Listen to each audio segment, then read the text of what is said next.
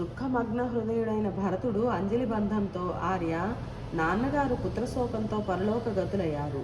తన పాపఫలంగా మా అమ్మ కైకేయి వైధవ్యం అనుభవిస్తున్నది. నేను నీ సేవ కోసం వచ్చాను. నిన్ను తీసుకొని వెళ్ళి సింహాసనం ఎక్కించడానికి వచ్చాను. నాతో పాటు కౌసల పౌరులు అంతఃపుర వాసులు వచ్చారు. రాక చంద్రాశోభితమైన శారదాకాశం వలె నీ పట్టాభిషేకంతో కోసలం ప్రకాశిస్తుంది. నేను నీ తమ్ముడిని మాత్రమే కాదు, దాసుడను శిష్యుడను. నీ పాదాలు పట్టి వేడుతున్నాను, వచ్చి అయోధ్యను పాలించు అంటూ తన శిరను రాముని పాదములపై ఉంచాడు. వానిని లేవనెత్తి రాముడు, తమ్ముడు, ఇక్ష్వాకు వంశీయుడనైన నేను రాజ్యకాంక్షతో నియమభంగం చేసుకోనా? నువ్వు నిర్దోషమని నాకు తెలుసు. ఇప్పుడు మీ అమ్మను నిందించడము మంచిది కాదు. రాజశాసనం ప్రజానీకానికి ఎలా శిరోధార్యమో అలానే రాజవంశానికి అనుసరణీయం. అందుచేత నన్ను సింహాసనం ఎక్కించడానికి ఆయనకున్న అధికారం అడవికి పంపడానికి ఉంటుందని గ్రహించు. మరొక్క మాట, తండ్రిని ఎంత గౌరవించామో తల్లిని అంతకంతా గౌరవించాలి. మహారాజు నన్ను జటావల్కలాలు ధరించి వనవాసానికి వెళ్ళమన్నారు. నిన్ను సింహాసనం అధివసింప చేయమన్నారు. అంతే, అది జరగాలని ఈశ్వర సంకల్పం అన్నాడు. భరతుడు, ఆర్య, నువ్వు రాజధర్మం చెప్పావు కానీ ధర్మమే లేని వానికి రాజధర్మం ఎక్కడిది? జ్యేష్ఠుడుండగా కనిష్ఠుడు సింహాసనం ఎక్కరాదని యుగ యుగాల ధర్మం ఘోషిస్తున్నది. కనుక నువ్వు తిరిగి వచ్చి సింహాసనం అధివసించు. ధర్మార్థాలు తెలిసిన ఉత్తమ చరిత్రుడైన ప్రభువు దైవస్వరూపుడు. నీ వియోగంతో దివంగతుడైన మహారాజుకు నువ్వు పరలోక క్రియలు నిర్వర్తించాలి. ఈ మాట వినగానే రాముని గుండె ద్రవించింది. గండ్రగొడ్డలి దెబ్బతిన్న చెట్టులా కూలిపోయాడు. అది చూసిన తమ్ములు ముగ్గురు కన్నీటి వాన కురిపించారు. జానకి కంటికి మంటికి ఏకధారిగా శోకించింది. కొంతసేపటికి రాముడు తేరుకొని, తమ్ముడు, వనవాసం ముగించి అయోధ్యకు రావాలనుకున్నాను, కానీ తండ్రి మరణానికి కారకుడనైన నేను ఎలా రాగలను? అంతిమ ఘడియలో ఆయన దగ్గర ఉండి దహన క్రియలు కూడా చేయలేని దురదృష్టవంతుణ్ణి. ఏ సత్కార్యం చేసి వచ్చినా నా వెన్ను తట్టి సంతోషించే ప్రభువు ఇంక లేరు. జానకి, మీ మామగారు ఇంక లేరు. లక్ష్మణ, నువ్వు తండ్రి లేనివాడివయ్యావు అని శోకంతో మాట రాక కొంతసేపు ఏడ్చి దేవతలకు ఉత్తర క్రియలు జరిపే సన్నాహాలు చేయమని లక్ష్మణుడితో చెప్పి సుమంత్రుని హితుడైన మందాకిని తీరానికి వెళ్ళి విద్యుక్తంగా పితృకర్మలు నిర్వర్తించి ఉదక ప్రదానం చేసి ఆశ్రమానికి చేరిన వేళకు మిగిలిన జనులందరూ రామదర్శనానికి వచ్చారు. వచ్చేవారికి ఎదురు వెళ్ళి స్వాగతం పలికి కుశల ప్రశ్నలు వేశారు. ఆ సమయంలో రేగిన సంతోష శోక సమ్మిళిత ధ్వనులు చిత్రకూట గిరుగుహాంతరాలలో ప్రతిధ్వనించాయి. అప్పటికి శ్రీ వశిష్ఠులు అంతఃపుర జనంతో కౌసలాది రాజపత్నులతో చిత్రకూట ప్రాంగణానికి వస్తుండగా మందాకిని ఒడ్డున ఆగిన కౌసల్య, సుమిత్ర, చూసావా, రాజ్యం విడిచిన రాజపుత్రులు స్నానాలు చేసే రేవు. ఈ రేవు నుంచి నీ బిడ్డ నా బిడ్డ కోసం మంచి తీర్థం తీసుకువెడతాడు. ఇదిగో దక్షిణంగా ఉంచిన దర్భల మీద రేగుపండ్లు. ఇవి మహారాజుకి పిండ ప్రదానంగా వదిలారు వీరు. 4 సముద్రాల మధ్య భూమండలాన్ని దేవేంద్ర వైభవంతో పాలించిన మహారాణికి అర్పించిన ఆరగింపులు అని దుఃఖిస్తూ అడుగులు వేసే మహారాణిని మిగిలిన వారంతా అనుసరించి ఆశ్రమ ప్రాంతానికి వచ్చారు. అల్లంత దూరంలో తల్లిని చూసిన రామచంద్రుడు ఎదురేగి తల్లులు ముగ్గురికి పాదాభివాదం చేశారు. వారు శుతిమెత్తని వేళ్లతో రాముని వీపు నిమురుతూ లేవనెత్తారు. అదే రీతిగా లక్ష్మణుడు, సీత కూడా వారి చరణాల మీద వ్రాలారు. తన పాదాల మీద వ్రాలిన సీతను లేవనెత్తి కౌసల్య, విదేహుల ఇంటి బిడ్డకు కోసలాధీశుల కోడలికి అరణ్యమే అంతఃపురం అయ్యింది. మండుటెండ తగిలిన పద్మంలా, ధూళి కప్పిన సువర్ణంలా, కారుమేఘం కమ్మిన చంద్రబింబంలా ఉన్న నీ ముఖం చూస్తుంటే నా గుండె తరుక్కుపోతోంది అని కన్నీరు మున్నీరు చేసింది. ఇక్కడ రామభద్రుడు కులగురువుల పాదాలకు అభివాదం చేసి ఆయనకు ఉచితాసనం చూపించాడు. అందరూ కూర్చున్నారు. భరతుడు తన అన్నగారిని ఎలా సుముఖం చేసుకుంటాడు అని ఆసక్తితో చూస్తున్నారందరూ. రామలక్ష్మణ భరతులు ఆ మహాజన మధ్యంలో యజ్ఞశాలలో త్రేతాగ్నుల వలె ఉన్నారు. రామభరతులు ఒకరినొకరు చూసుకుంటున్నారే కానీ పెదవి విప్పడం లేదు. అంతలో సంధ్యాకాలం అయింది. విద్యుక్త ధర్మ నిర్వహణకు లేచారందరూ. అగ్నిహోత్రాధికాలు పూర్తి చేసుకొని మళ్ళీ ఆశ్రమ ప్రాంతం చేరారు. భరతుడు, ప్రభు, ఇప్పుడు మా అమ్మ మనసు మారింది. నాకిచ్చిన రాజ్యాన్ని నీకు సమర్పిస్తున్నాను. నువ్వే దీన్ని పాలించాలి. గాడిదకు అశ్వగమనం రాదు. మామూలు పిట్ట గరుత్మంతుని వలె ఎగరలేదు. అది మనిద్దరి సామ్యము. ఇతరుల సుఖ సంతోషాలే జీవిత ధ్యేయంగా గలవారే ఉత్తములు. అలా కాక పరుల మీద ఆధారపడే వాడి జీవితం దుర్భరం. మానవుడు తాను నాటిన మొక్కను సంరక్షించుకొని మహావృక్షమయ్యాక పూలతో పండ్లతో నిండినప్పుడు అనుభవించాలి అనుకుంటాడు. అంతేకాని పువ్వు కాయ లేకుండా పోవాలనుకోడు. ఈనాడు రాజ్యవృక్ష రక్షణ భారం నువ్వు వహించాలి. ఈ మహాజనులందరి అభిప్రాయము ఇదే అంటుంటే అందరూ తమ అంగీకారం తెలిపారు. రాముడు నిశ్చలంగా తమ్మును చూసి, నాయన, మానవుడు దేనికి సమర్థుడు కాడు. కుడి ఎడమల ఉచ్చులు పన్ని యముడు నడుపుతూ ఉంటాడు. మనం చేసేవన్నీ ఉత్తర క్షణంలో క్షయమవుతాయి. మిగిలిన ముగ్గిన పండు నేలరాలినట్లు కాలం తీరగానే మానవుని దేహయాత్ర ముగుస్తుంది. పునాది ఎంత కట్టుదిట్టంగా వేసినా, మరెంత దృఢమైన కలపతో కట్టినా మన గృహాలు జీర్ణదశకు రాకపోవు. నదీ ప్రవాహం సముద్రంలో పడక తప్పదు. అలానే ఈ దేహము మృత్యువశం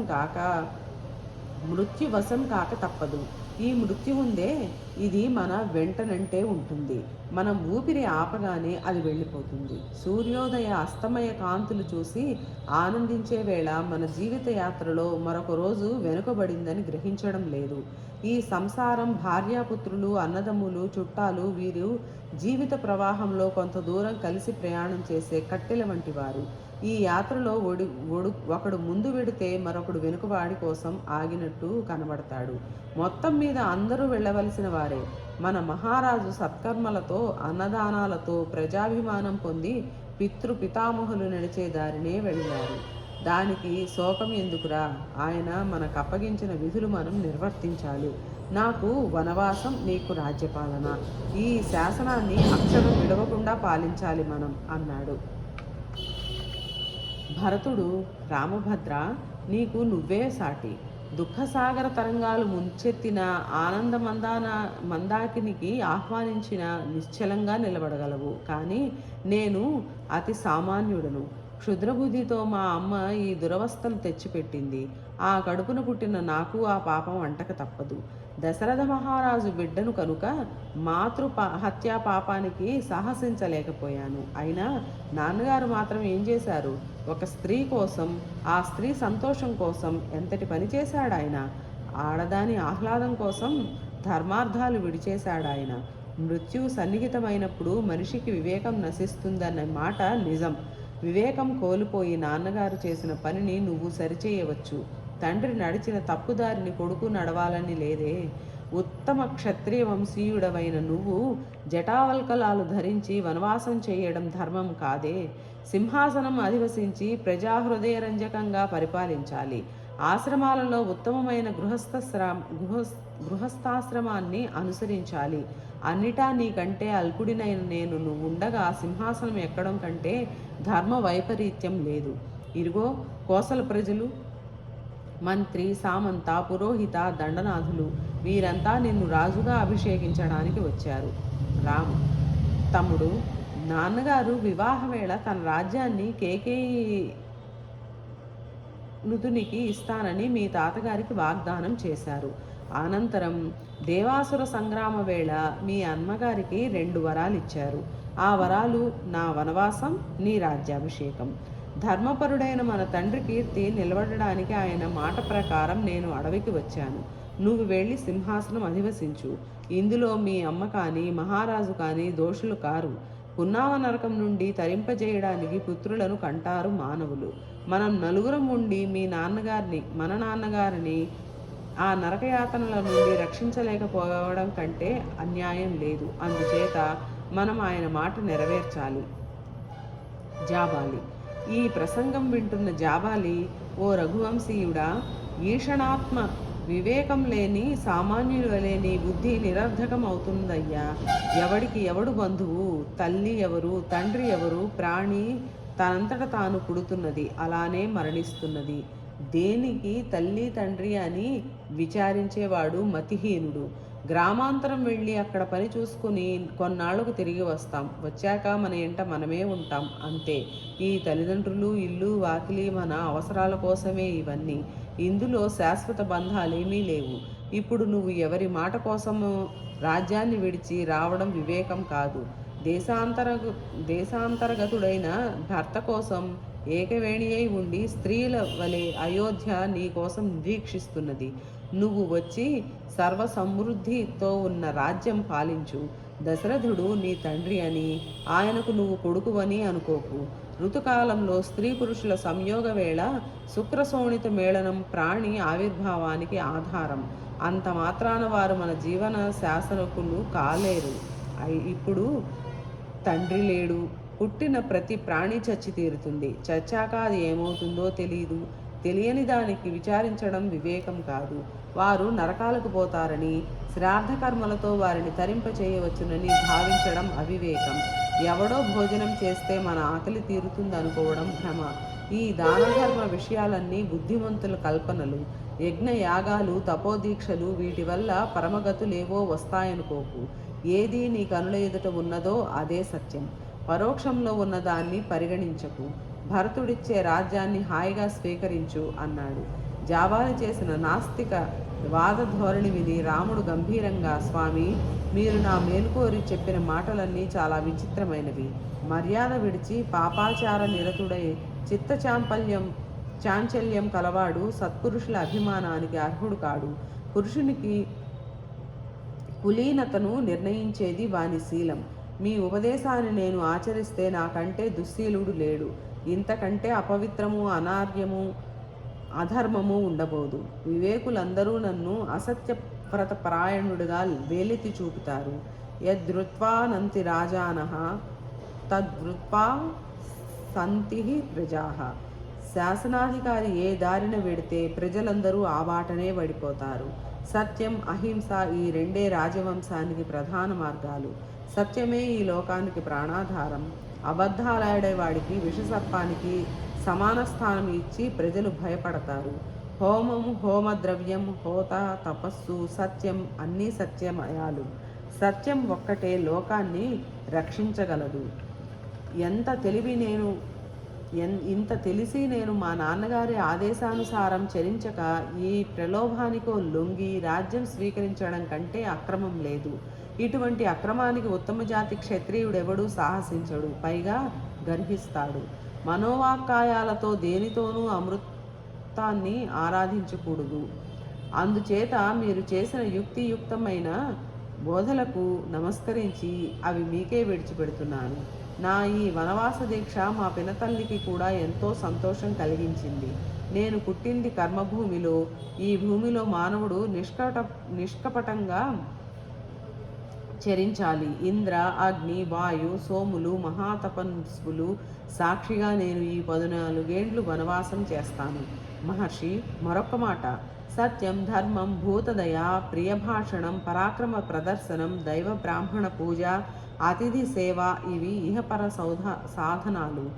ధర్మ సంపన్నుడైన విప్రవరుడు తన ఆశ్రమ ధర్మాచరణ రతుడై ఉత్తమ లోకాలు పొందుతాడు. ఈ విషయం తెలిసిన మా నాన్నగారు మిమ్ము ఎందుకు చేరదీశారో తెలియడం లేదు. చోరుడికో నాస్తికుడికో భేదం లేదు. వేద విరుద్ధమైన మీ నాస్తికవాదాన్ని గర్హిస్తున్నాను. మీ తర్కాన్ని కట్టిపెట్టండి అన్నాడు. జాబాలి, రామభద్ర, నేను నాస్తికుడను కాను. ఈ రాజ్యం నాయకరహితమైనందువల్ల నేను నాస్తికవాదం చేశాను. ఇప్పుడు నీ సత్యనిష్ట నన్ను ఆస్తిక్యం వైపు మరల్చింది. అవసరం కలిగితే మళ్ళీ నాస్తికవాదం చేపడతాను అన్నాడు. ఈ వశిష్ఠ గురువులు, రామచంద్ర, జాబాలి లోకరీతి తెలియని వాడివి కాదు. నిన్ను మరలించడానికే ఈ వాదం చేశారు. ఈ సందర్భంలోనూ నేను చెప్పవలసిన మాటలు కొన్ని ఉన్నాయి. ఈ రాజ్యాన్ని ప్రాచీన కాలం నుంచి పాలించే ఇక్ష్వాకు వంశంలో జ్యేష్ఠుడే సింహాసనం అధివసించి ప్రజాపాలనం చేస్తున్నాడు. సృష్టి ప్రారంభ వేళ స్వయంభూ బ్రహ్మ, అనంతరం మరీచి, కశ్యప, వివస్వంతులు. ఈ వివస్వంతుని పుత్రుడు వైవస్వంతుడు మనువు పెద్ద కొడుకు ఇక్ష్వాకుడు. ఆయన అయోధ్యాధిపతి. ఆ వంశంలో కుక్షి, వికుక్షువు, బాణుడు, అనరణ్యుడు, పృథువు, త్రిశంకువు, దుందుమారుడు, యువనాశ్వుడు, మాధాంత, సుసంధి, ధ్రువసంధి, భరతుడు, అసితుడు, సగరుడు, అనమంజనుడు, అంశుమంతుడు, దిలీపుడు, భగీరథుడు, కకుత్సుడు, రఘువు, సుదాముడు, సుదానుడు, శంఖనుడు, సుదర్శనుడు, అగ్నివర్ణుడు, శ్రీఘరుడు, మరువు, పశ్రు ప్రసు ప్రసుశ్రువు, అంబరీష, నహూష, నాభాగ, అజమహారాజులు ప్రభవించారు. మీ తాతగారు అజమహారాజు, ఆయన కుమారుడు మీ తండ్రి దశరథుడు. మీరందరూ సింహాసనం ఎక్కిన జ్యేష్ఠులు. అలానే దశరథ నందనుల్లో జ్యేష్ఠుడైన నువ్వే రాజ్యాధికారం వహించాలి. కులధర్మాన్ని విడవడం ఉచితం కాదు. అయితే పితృశాస్త్రాన్ని వమ్ము చేసినట్లు అవుతుందనే అనుమానం నీకు అవసరం లేదు. ఎలాగంటావా? మానవుడికి తల్లిదండ్రులతో పాటు ఆచార్యుడు కూడా గురువే. తల్లిదండ్రులు జన్మదానం చేసిన గురువులు కాగా ఆచార్యుడు బుద్ధికి జ్ఞాన ప్రదానం చేసినవాడు. అందుచేత గురువు ఆజ్ఞ విశిష్టమైనది. ఇంకా ఈ కోసల పౌరులు, మంత్రి, సామంత, దండనాథులు అందరూ నిన్ను మహారాజుగా రమ్మంటున్నారు. అందుచేత నువ్వు అయోధ్యకు రా అన్నాడు. రామభద్రుడు, గురువరా, మాతాపితృ రుణం తీర్చుకోగలవారు లేరని మీరెరుగరా? దశరథ మహారాజు నా జన్మకు అనుగ్రహించడమే కాక పెంచి పెద్ద చేసి నన్ను ఇంత వాణి చేసింది ఆయన. ఆయన మాటను అక్షరం పాలిస్తానని వాగ్దానం చేసి మాట తప్పమంటారా అన్నాడు. భరతుడు, సుమంత్ర, ఈ ఆశ్రమ ప్రాంగణ వేదిక మీద దర్భాసనం వేయించు. రామభద్రుడు తిరిగి వచ్చే వరకు నేనిక్కడే ప్రాయోపవేశం చేస్తాను అన్నాడు. సుమంత్రుడు నిశ్చేష్టుడై దీనదృక్కులతో రాముని చూస్తున్నాడు. భరతుడు స్వయంగా దర్భాసనం వేసుకున్నాడు. చూసిన రాముడు దగ్గరగా వెళ్ళి, తమ్ముడు, ఏమిటిది? పట్టాభిషిక్తుడయే ప్రభువు దీనుడైన విప్రుని వలె ఇలా కూర్చోకూడదురా. లేచి వెళ్ళు, అయోధ్యకు చేరాలి నువ్వు అనగా భరతుడు తన చుట్టూ జనాన్ని చూసి, ఆర్యులారా, మీరైనా ఈయనను అయోధ్యకు రమ్మని చెప్పండి అయ్యా అన్నాడు. అప్పుడు వారందరూ, ఆర్య, రామభద్రుడు పితృవాక్పాలన నిష్టలో ఉన్నాడు. ఆయన సంకల్పాన్ని మరల్చడం ఎవరి తరమూ కాదు అన్నారు. వారి మాటలు విని రాముడు, తమ్ముడు, ధర్మ పరిషత్తు ధర్మచక్షువుతో పరిశీలించి చేసిన నిర్ణయం విన్నావు కదా, ఇక నీ పట్టు విడిచిపెట్టు అన్నాడు. భరతుడు ఉదకం స్పృశించి, ఓ ధర్మ పరిషత్ సభ్యులారా, నేను మా నాన్నగారి రాజ్యం కానీ మా అమ్మగారి రాజ్యం కానీ కోరలేదు. ధర్మబద్ధుడైన రామభద్రుని వనవాసం నాకు తెలిసి జరిగింది కాదు. ఒకవేళ వనవాసం అవశ్యమైతే మా అన్నకు బదులు నేనే వనంలో ఉంటాను అంటుండగా రాముడు, పితృపాదులు నాకు అరణ్యవాసం విధించారు. ఇప్పుడు దానికి వ్యతిక్రమం చేసి ఆయనకు అనృత దోషం కట్టబెట్టలేను. మా భరతుడు కూడా ఈ విషయంలో నాన్నగారి శాసనం తిరస్కరిస్తున్నాడని భావించను. మీరందరూ ఇంత దూరం వచ్చి పడిన శ్రమ వృధా కాదు. అరణ్యవాసం పూర్తి కాగానే వచ్చి భరతునితో కలిసి రాజ్యం పాలిస్తాను. అంతవరకు భరతుడే రాజు. అదే మా నాన్నగారి మాట. మా అమ్మ కేకేయి వరాలు అవే. మా ఇద్దరికీ అవి శిరోధార్యాలు అన్నాడు. అక్కడ చేరిన మహర్షులందరూ ఆ అన్నదమ్ముల ధర్మపరాక్రమాన్ని అభినందించి భరతుని వైపు తిరిగి, నాయన, ఉత్తమ వంశంలో జన్మించిన ప్రాజ్ఞుడవు. మీ అన్నగారు చెప్పినట్లు నువ్వు మీ పితృపాదుల ఉత్తమగతులకు అనుకూలంగా నడుచుకోవాలి. రాముడు పితృణ విముక్తుడు కావాలి. కాకపోతే దశరథుడికి సత్యవాక్పలన ఫలం ఉండదు అన్నారు. రాముడు వారందరినీ కృతజ్ఞతా పునఃసరంగా ఆరాధించాడు. భరతుని దుఃఖం పెళ్ళుబికింది. తేరుకున్నాక, రామభద్ర, మన ఇంటికి జ్యేష్ఠుడివి నువ్వే ఈ రాజ్యం పాలించాలి. మా అమ్మ అభిప్రాయము అదే. ఎందుకంటావా? ఈ కోసలాన్ని పాలించే శక్తి నాకు లేదు. పోగా ఉత్సాహము లేదు నాకు. సర్వప్రజా హృదయరంజకంగా రాజ్యం నడపగల నువ్వు సింహాసనం ఎక్కక తప్పదు అన్నాడు. అలా పలుకుతూ పాదాల మీద పడ్డ భరతుని లేవనెత్తి చిరునవ్వుతో వెన్ను నిమిరి, తమ్ముడు, నువ్వు సహజంగా ధీశాలివి. ఆ శక్తికి వశిష్ఠాది కురుగురువులు మంచి పదును పెట్టారు. దానికి తోడు మన మంత్రులందరూ రాజ్యతంత్రుని నిపుణులు. మన వంశాన్ని సుహృద్భావంతో ఆదరిస్తున్నారు. నీకేం భయం అవసరం లేదు. నువ్వు చక్కగా రాజ్యం పాలించగలవు. చంద్రుడు తన కాంతిని లక్ష్మిని కోల్పోయినా, హిమవంతుడు హిమాన్ని విడిచిన, సముద్రుడు చెలియకట్ట దాటిన రాముడు తన మాట తప్పడు. మరొక్క మాట, మీ అమ్మ ఏ కారణం చేత ఈ కోరిక కోరినా అందుకు ఆగ్రహం అనవసరం. అది మనసులో ఉంచుకొని ఆవిడ పట్ల అనాదరం అపహించకు. ఆవిడ మాతృమూర్తి, అలానే ఆవిడ్ని గౌరవించు అంటున్నప్పుడు రామభద్రుని ముఖం సూర్యకాంతితో భాసించింది. భరతుడు రాముని పాదుకలు ముందు పెట్టి, ఆర్య, ఒక్క మాటు నీ పాదాలతో వీటిని పవిత్రం చెయ్యి. ఇవే ఈ 14 కోసలం పాలిస్తాయి. నేను జటావల్కలాలు ధరించి వాటిని పూజిస్తాను అన్నాడు. భరతుడు చెప్పినట్లు చేశాడు రాముడు. అప్పుడు భరతుడు, రామభద్ర, నేను రాజధాని వెలుపల ఉండి సర్వరాజ కార్యాలు ఈ పాదుకలకు నివేదిస్తాను. ఫలమూలాలే ఆహారంగా ఉంటాను.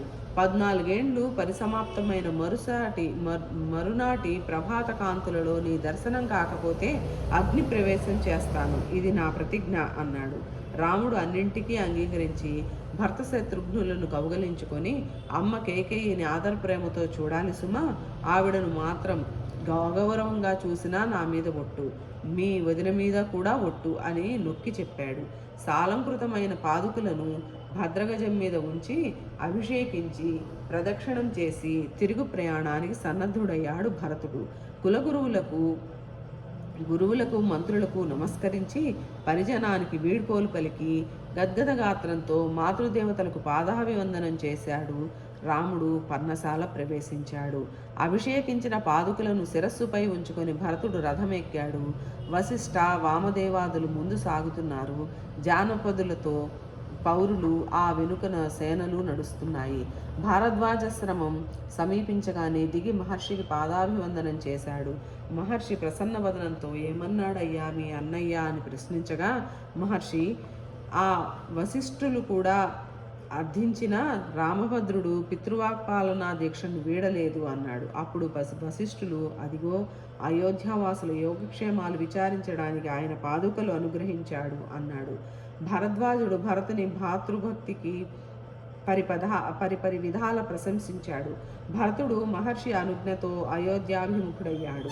రాజధానిలో అడుగు పెట్టింది మొదలు భరతుని మనస్సు మరింత శూన్యమై కులగురువులను సమీపించి, వశిష్ఠ మహర్షి, నేనిక్కడ ఉండలేను. పితృపాదులు లేరు, అన్నయ్య అడవిలో ఉన్నాడు. నాకిక్కడ మనశ్శాంతి ఉండదు. నేను నందిగ్రామంలో ఉంటాను అన్నాడు. ఆ నిర్ణయాన్ని మంత్రిమండలి ఆమోదించిన అనంతరం తల్లుల వద్ద అనుజ్ఞ తీసుకుని శత్రుఘ్న సహితుడై నందిగ్రామం చేరుకున్నాడు. శిరస్సుపై పాదుకలతో వెళ్లే అతనిని మంత్రులు, గురువులు, సేనలు అనుసరించారు.